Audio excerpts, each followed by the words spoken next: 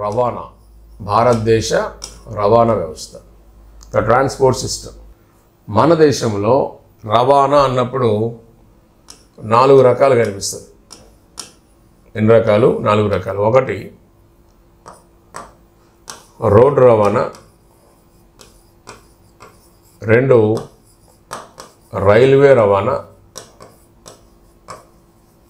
3 జల రవాణా అంటే వాటర్ వేస్, 4 వాయు రవాణా. ఇలా మనకి 4 రకాల రవాణా మార్గాలు కనిపిస్తాయి. Okay, very very very important. ఏంటి 4 రకాలు? ఇందులో మనం ఎక్కువగా ఉపయోగించేది అంటాం, ప్రజలు ఎక్కువగా ఉపయోగించేది ఇప్పటికీ ఎప్పటికీ ఏంటి? రోడ్డు రవాణా అనే వస్తుంది. ఎప్పటికైనా అంతే, ప్రజలు ఎక్కువగా రోడ్డు రవాణా ఉపయోగిస్తారు. రైల్వే, ఇది అధిక ఆదాయం వచ్చే రవాణా, అధిక ఆదాయం వచ్చే రవాణా.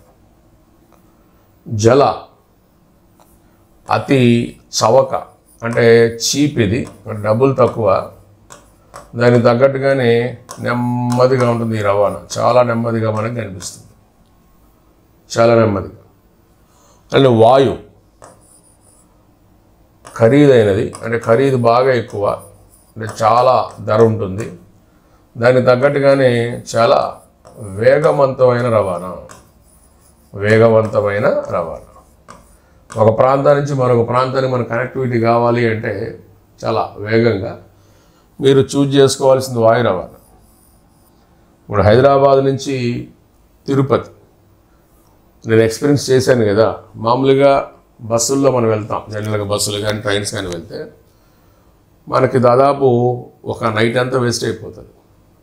అదే ఈ ఫ్లైట్స్ ద్వారా మనం వెళ్ళామనుకోండి, గట్టిగా 45 నిమిషాలు 50 నిమిషాలు, గంట అనుకోండి, గంటలో తిరుపతిలో ఉంటాం.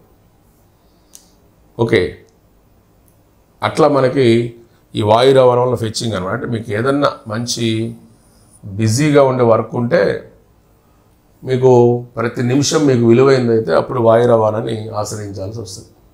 కానీ ఎక్కువగా దేని మీద ఉంటారు? రోడ్డు రవాణా మీద ఉంటారు. సరే, వెళ్దాం, ఒక్కొక్కటి చదువుకుంటూ వెళ్దాం. రోడ్డు రవాణా. ఈ రోడ్డు రవాణా అనగానే ఇండియాలో ఫస్ట్ రోడ్స్ విషయంలోకి వచ్చి అడుగుతారు. ఎవరు వేయించారు అని క్వశ్చన్ అడుగుతాడు, లేదా ఏ కాలంలో ఉన్నాయి అని క్వశ్చన్ అడుగుతాడు. ఏ కాలంలో ఉన్నాయని అడుగుతాడు. ఈ ఎవరు వేయించారు, ఏ కాలంలో? ఒకసారి అభ్యర్థులు చెప్పండి, ఓపెన్ చేస్తాను. ఫస్ట్ వేయించింది ఎవరు చెప్పాలి. ఫస్ట్ వేయించింది ఎవరు? ఫస్ట్ వేయించింది మిస్టర్ చంద్రగుప్త మౌర్య. చంద్రగుప్త మౌర్యుడు. చంద్రగుప్త మౌర్యుడు. కానీ ఇతనికంటే ముందే మనకు రోడ్లు ఉన్నాయి. ఎప్పుడు? సింధు నాగరికత కాలంలో మనకి రోడ్లు ఉన్నాయి. సింధు నాగరికత కాలం. కాకపోతే ఈ సింధు నాగరికత గురించి మనకు అంత వివరాలు తెలియటం లేదు. మనకు అంతగా వివరాలు తెలియట్లేదు కాబట్టి మనం పట్టించుకోవట్లేదు. కానీ ఎందుకు? అసలు సింధు నాగరికత అంటేనే రోడ్లు గ్రిడ్ సిస్టంలో ఉంటాయని మీరు చదువుతారు. కూడలి వ్యవస్థను పాటించాయి రోడ్లు అని చెప్పి మనం చదువుతాం. కాబట్టి ద మోస్ట్ ఇంపార్టెంట్ ఏంటి? In our Indus valley civilization we had roads.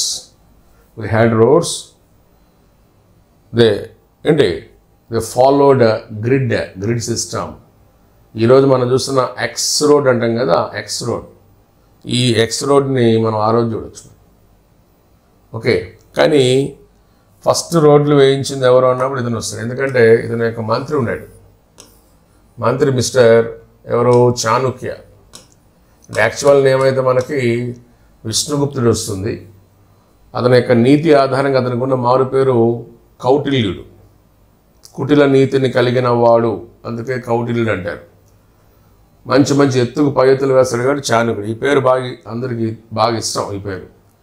ఇతను ఒక గ్రంథం రాశాడు. ఏంటి? అర్థశాస్త్ర.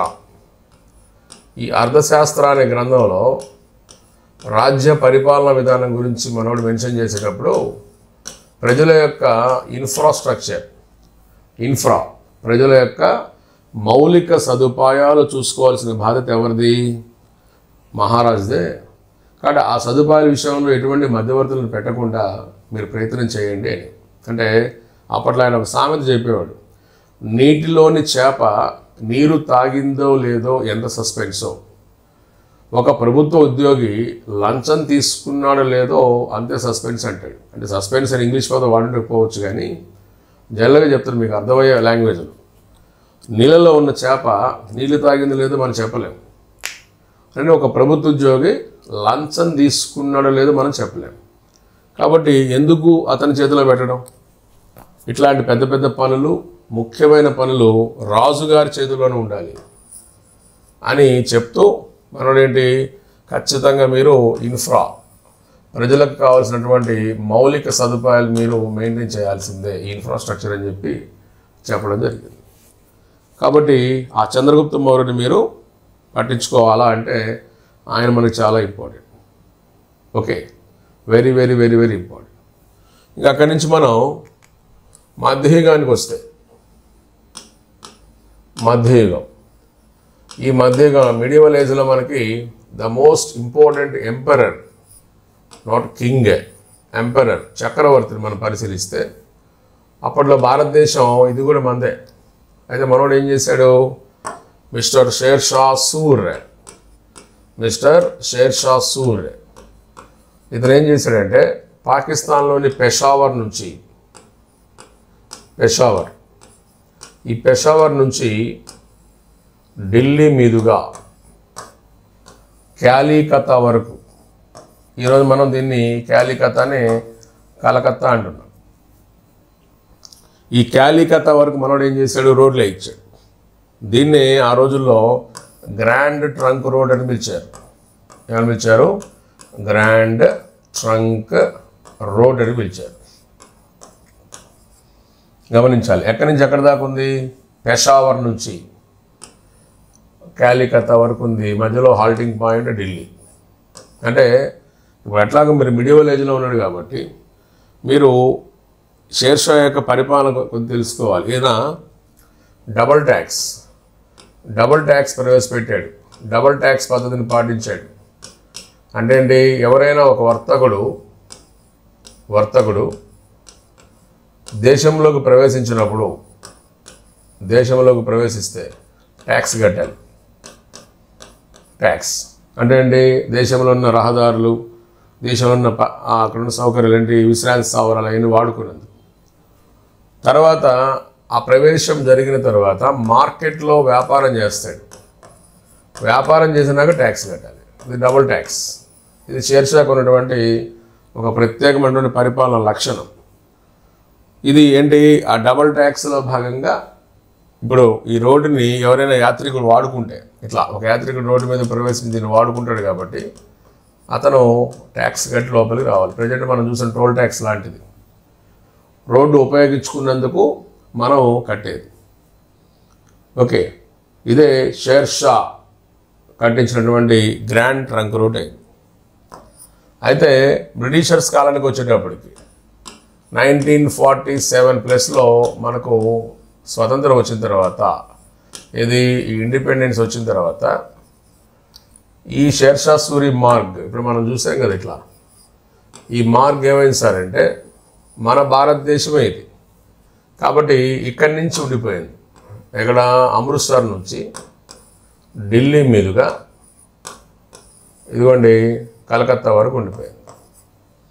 ఇలా ఉండిపోయిన దీన్ని మన వాళ్ళు పిలిచిన పేరేంటి, షేర్షా సూర్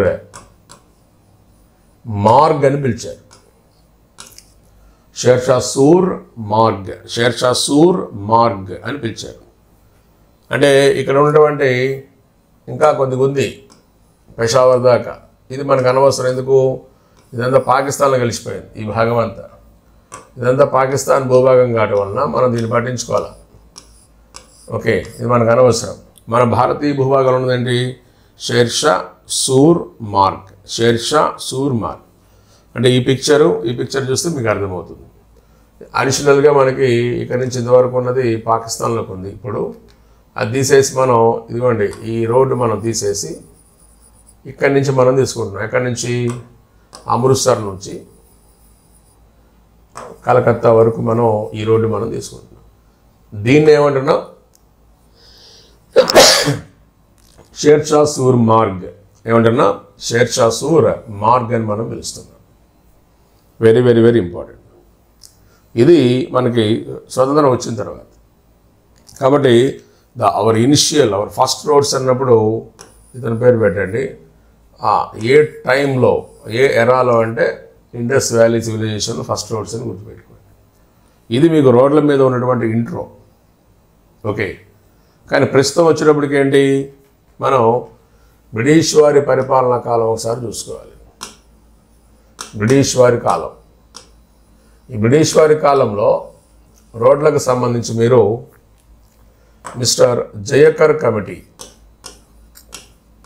ఏంటి? జయకర్ కమిటీ అనేది మనం గమనించాలి. చూపిస్తాను, మన మెటీరియల్లో ఉంది. జయకర్ కమిటీ ఇదిగోండి. మన బుక్లోకి ఎంటర్ అయితే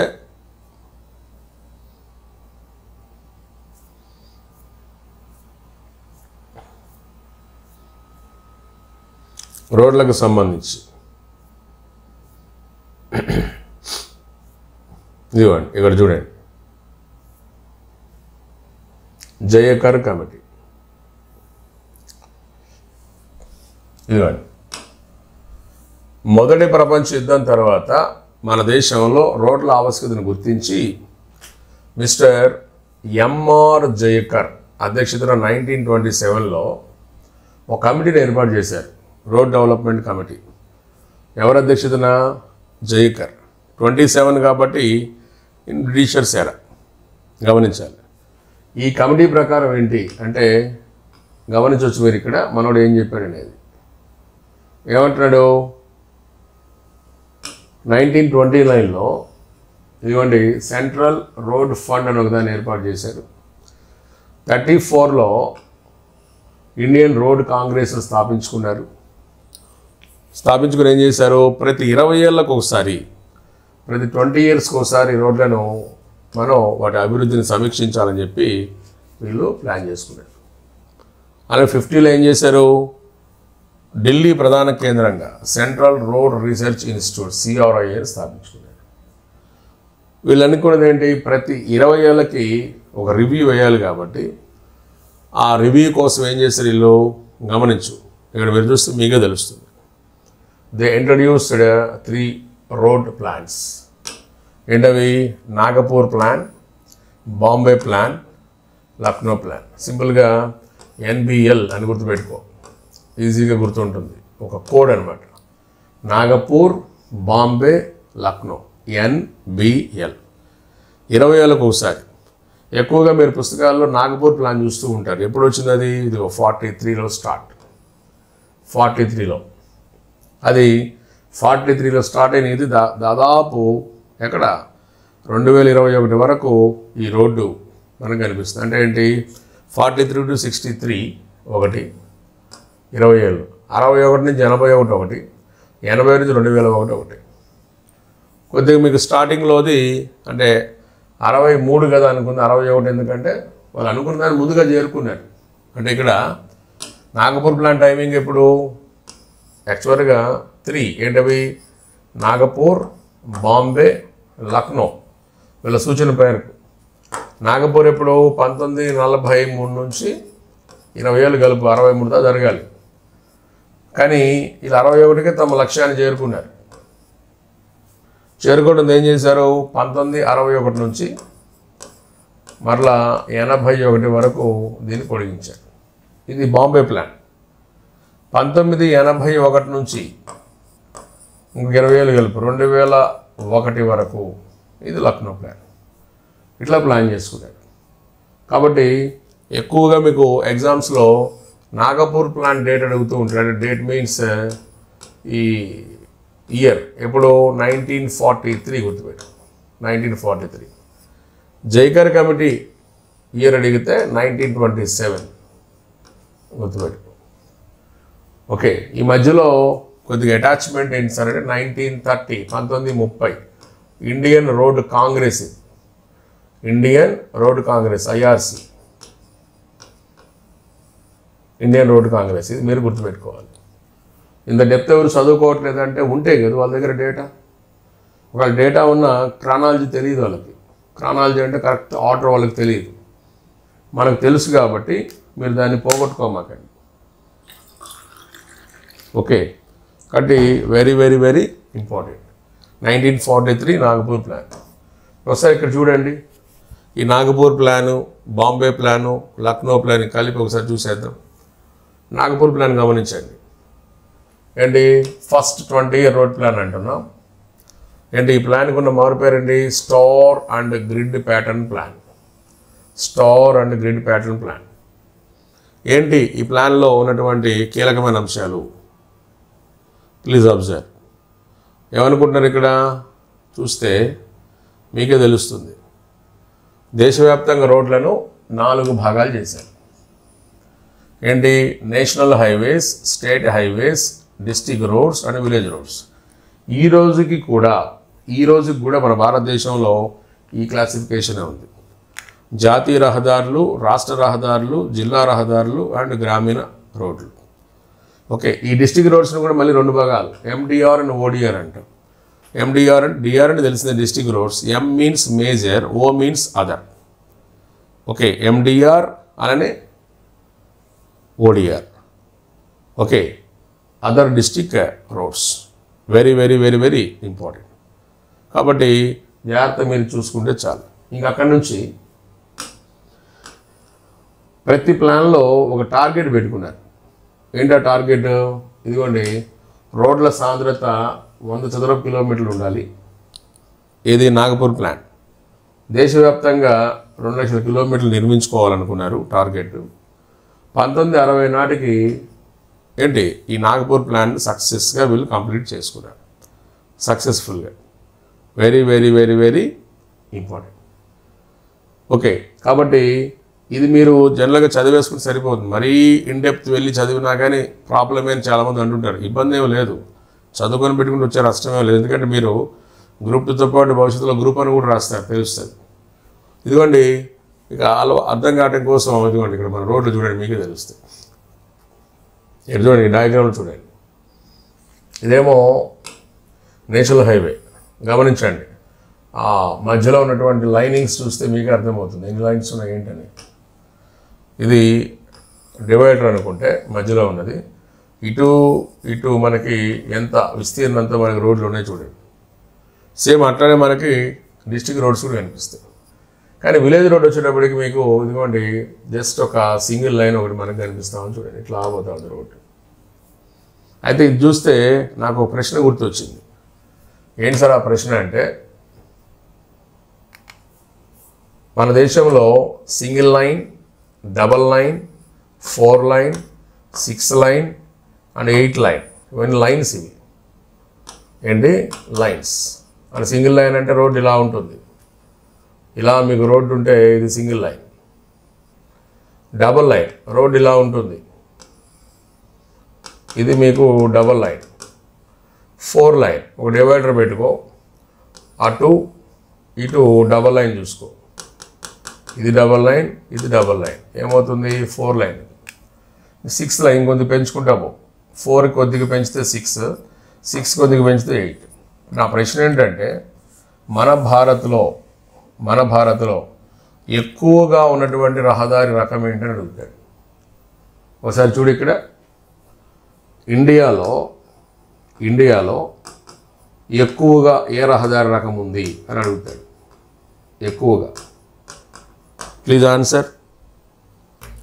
భారతదేశంలో ఎక్కువగా ఉన్న రహదారి రకం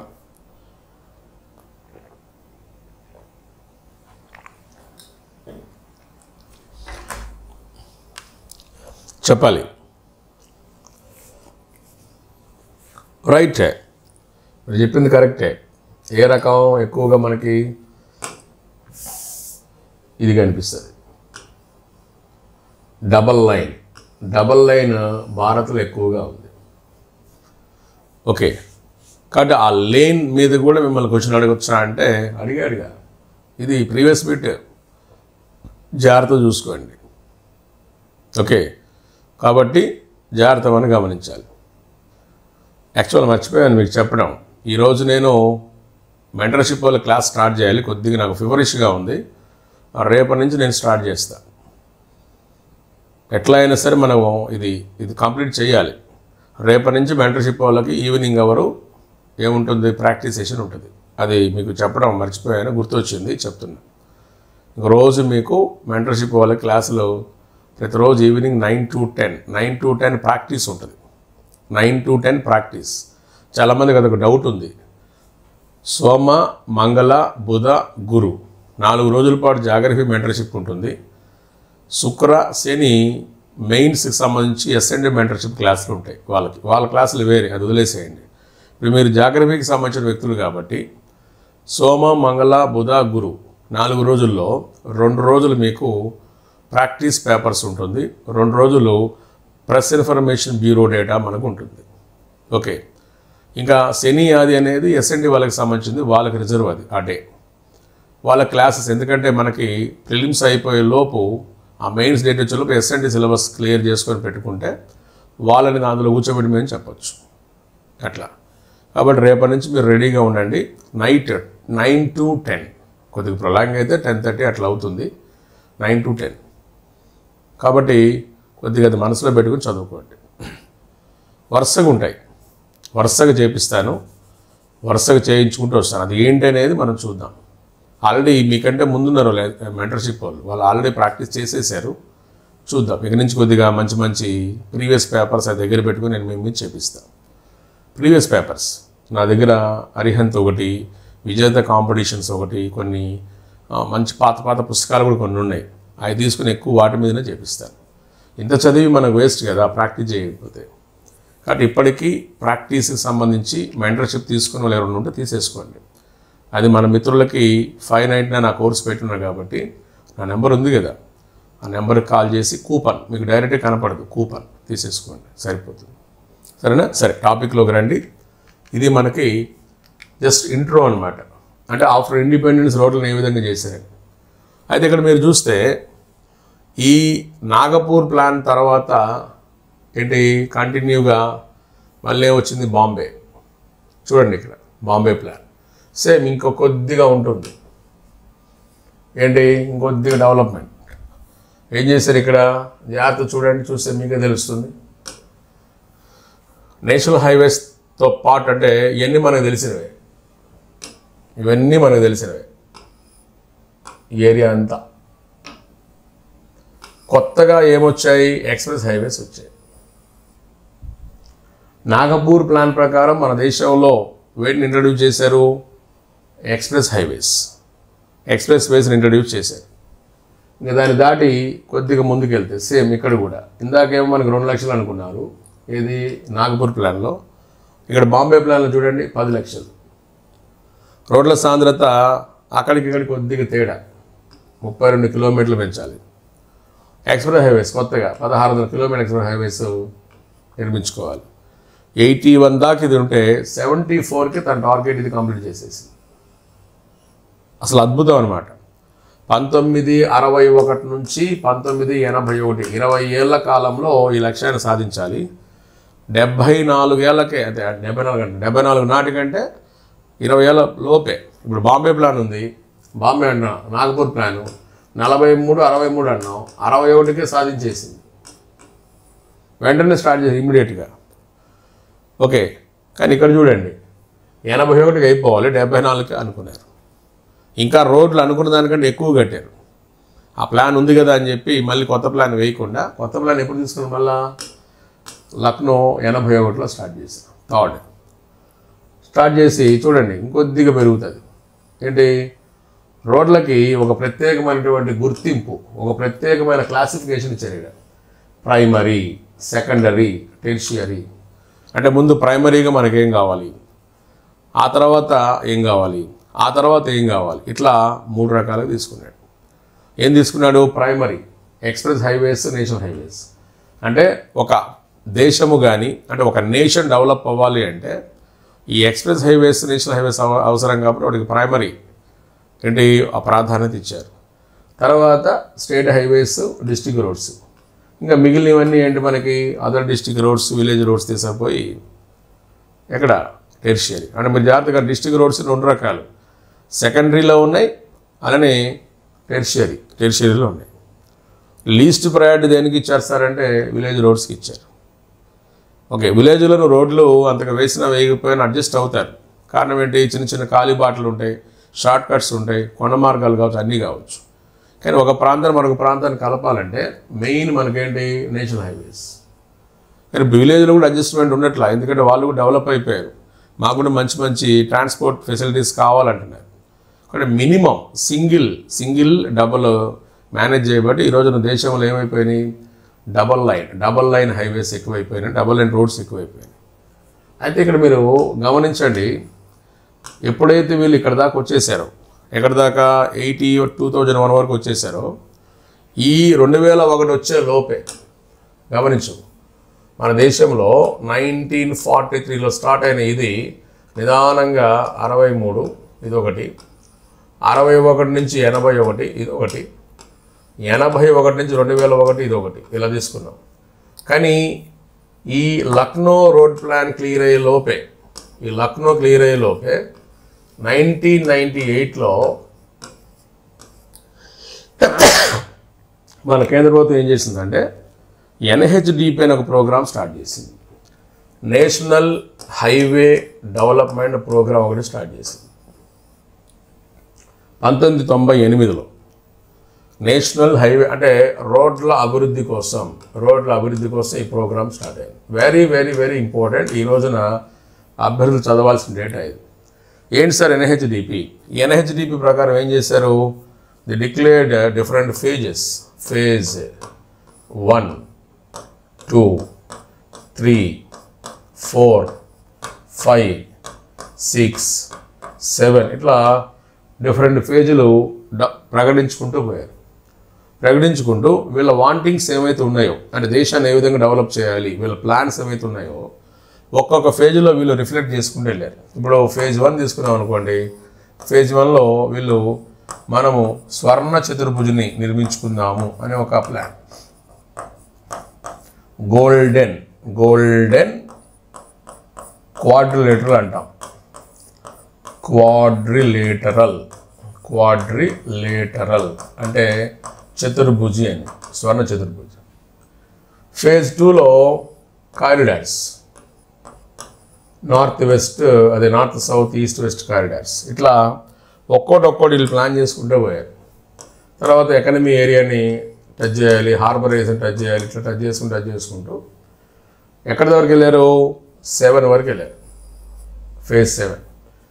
మీరు ఈ రోజున మన ఇండియాలో NHDPలో భాగంగా ఫేజ్ 7 వరకు చూస్తూ ఉంటారు. ఏంటది ఫేజ్ 7. ఈ ఫేజ్ 7లోనే మీకు ఇండియాలో ఏం కనిపిస్తున్నాయి, ఫ్లైఓవర్స్ చూడొచ్చు మీరు, ఫ్లైఓవర్స్ కనిపిస్తున్నాయి. దీంతోపాటు బైపాస్లు కనిపిస్తున్నాయి, దీంతోపాటు రింగ్ రోడ్స్ కనిపిస్తున్నాయి. మీ ఊర్లలో కూడా చూడొచ్చు మీరు, ఉంటే ఈ మూడిట్లో ఏదో ఒకటి ఉంటుంది.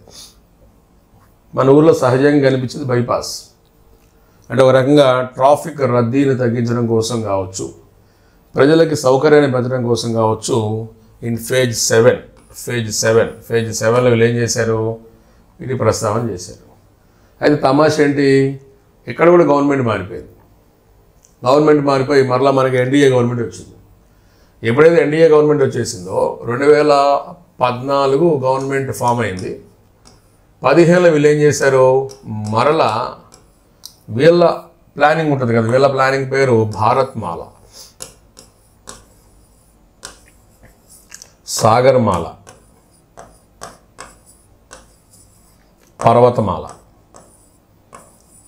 వీళ్ళ ప్లానింగ్ ఇది. అంటే ఒక్కో గవర్నమెంట్ ఒక్కోటి.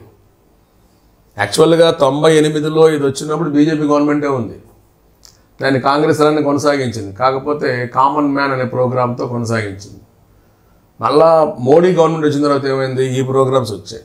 అయితే ఇక్కడ మనం గమనించాల్సింది, ఎన్హెచ్డిపిలో ఏదైనా వర్క్ మిగిలి ఉంటే, ఈ మిగిలిన వర్క్ ఏమైనా ఉంటే ఈ వర్క్ని ఏం చేశారు, భారత్ మాలలో కలిపేశారు. చూపిస్తాను మీకు, ఆ పట్టిక కూడా చూపిస్తాను.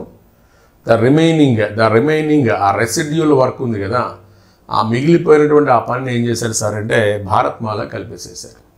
ఈ రోజున దేశవ్యాప్తంగా రోడ్లు అంటే భారత్ మాల వస్తుంది, తీర ప్రాంతంలో రహదారి సౌకర్యాలు అంటే సాగరమాల వస్తుంది, పర్వతాలను కలుపుతూ ఉన్నటువంటి రోప్ వేస్ అన్నప్పుడు పర్వతమాల అంటే ఇక్కడ ఒక కొండ ఉంది, ఇక్కడ ఒక కొండ ఉంది, ఈ రెండు ప్రాంతాలను కలుపుతూ ఒక రోప్ ఉంది అనుకుందాం. కేబుల్ కార్స్ అనమాట, చిన్న చిన్న కేబుల్స్ ఇట్లా ప్లాన్ చేసుకొని ప్రయాణికుల్ని ఒక చోటు నుంచి మరో చోటు తీసుకుపోవడం, అదేంటి పర్వతమాల. ఇట్లా మీకు మన మెటీరియల్ దగ్గర పెట్టుకుంటే మీకు ఏ పుస్తకంలో క్లారిటీ దొరకదు, జాగ్రత్త చూసుకోవచ్చు మీరు. ఏంటి ఇప్పుడు మనకి ఇది అయిపోయిన తర్వాత వెంటనే మనకి ఎన్హెచ్డిపికి వెళ్ళిపోతాం. ఇది కూడా నేషనల్ హైవే డెవలప్మెంట్ ప్రాజెక్ట్. ఈ ఎన్హెచ్డిపిలో ఇక్కడ మీరు చూడవచ్చు ఏంటి, దశల వారీగా ఏంటి, phase 1, phase 2, phase 3, phase 4, phase 5, phase 6, phase 7. Okay, 2007 నాటికి ఫేజ్ 7 వచ్చేసింది. దీనికి డెవలప్ చేసుకుంటూ వెళ్తున్నారు. కానీ ఈలోపు ఏమైంది, గవర్నమెంట్ చేంజ్ అయిన తర్వాత ఇదిగోండి ఫేజ్ 2 మొత్తం అయిపోయిన తర్వాత మన జాగ్రత్త చూసుకుంటే ఇదిగోండి భారత్ మాల వచ్చేసింది, భారత్ మాల పరియోజన. ఇది నేను అప్ టు డేట్ మన వెబ్సైట్ నుంచి, ఏది NHEI వెబ్సైట్ నుంచి నేను తీసినటువంటి డేటా. ఓకే, ఇక్కడ చూడండి, ఈ పట్టిక చూస్తే మీకు మొత్తం చూడండి, ఇక్కడ economic corridors, inter corridors, national corridors, borders, కోస్ట్లో ఎన్ని ఇస్తూ ఎక్స్ప్రెస్ హైవేస్ అన్నీ. కింద ఏమిచ్చారు ఒక పదం చూడండి, balance road work under NHDP. NHDP క్రింద ఉన్నటువంటి దీన్ని సుమారు ఒక 10,000 కిలోమీటర్ల రోడ్డు ఉంటే దాన్ని తీసి దేంట్లో కలిపారు, భారత్ మాలా పరియోజన, BMP భారత్ మాలా పరియోజనలో కలిపారు. రేపు ఇది ఎగ్జామ్లు అడిగినా ఆశ్చర్యం లేదు. ఏంటి అంటే ఈరోజు ఎన్హెచ్డిపి పని నడుస్తుందా అంటే నడుస్తుంది, బట్ దే సబ్జ్యూమ్డ్ దేంతో, దే మెర్జ్డ్ ఇంటూ దేంతో, భారత్ మాలా పరియోజన. ప్రభుత్వాలు మారుతున్నప్పుడు పథకాల పేర్లు మారుతాయి, పథకాల పేర్లు మారి ఏదో ఒక పథకంలోకి సబ్జ్యూమ్ అవుతాయి, ఉపసంహరించబడతాయి.